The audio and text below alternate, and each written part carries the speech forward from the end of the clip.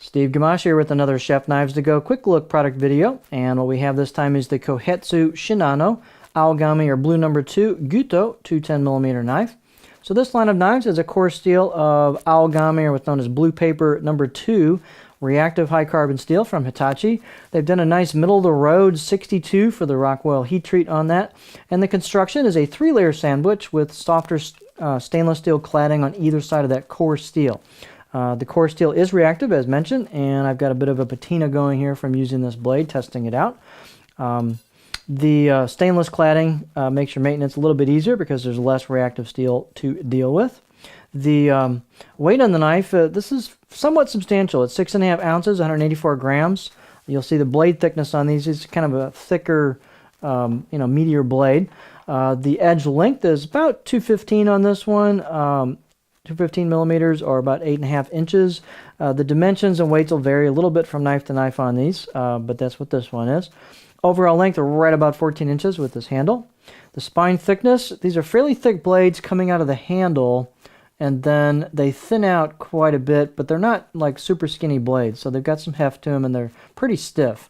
So this one's about 4 millimeters above the chin or the back of the blade, and then you can see it thins down pretty quick. And then doesn't have a super amount of taper towards the tip, but the tip does get fairly thin, but it's not wafer thin. So the tip does well, but this is not like a laser knife or anything like that.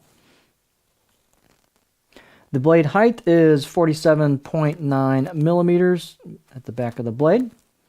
It's basically 48 millimeters, and the handle is Chef Knives to Go's semi-custom handle. They might vary the wood on these a little bit. This particular one is maple. Looks like this one's got some striping on it. Pretty cool.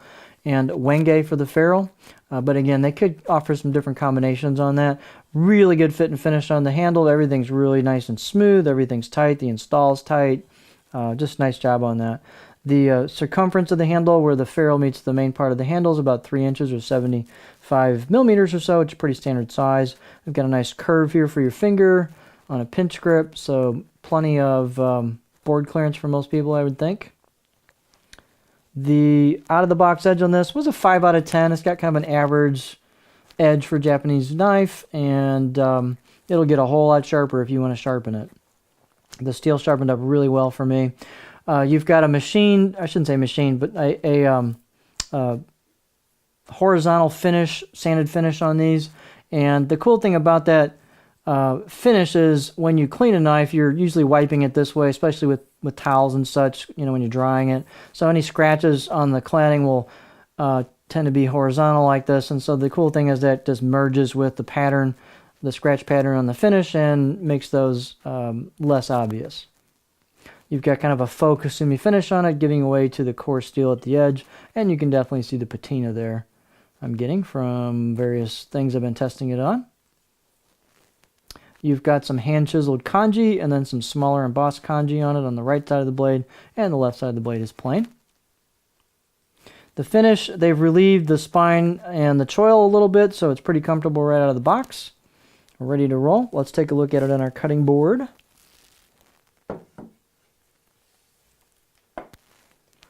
So here's what it looks like.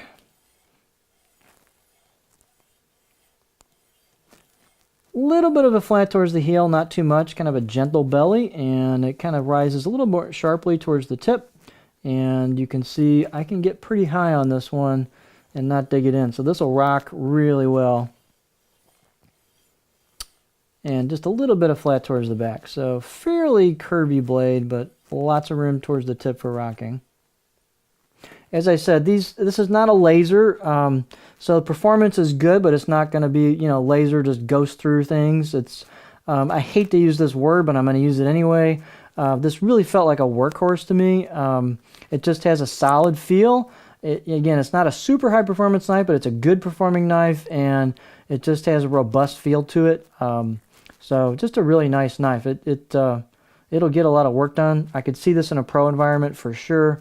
At home, this will make a nice knife with a interesting presentation with some chiseled kanji on it and some easy to sharpen core steel that'll hold an edge a pretty long time. So it's just a nice combination. The handle's really nice on it. Just a good solid feeling knife. So there you have the Kohetsu Shinano Aogami or blue number 2 Gyuto 210mm knife.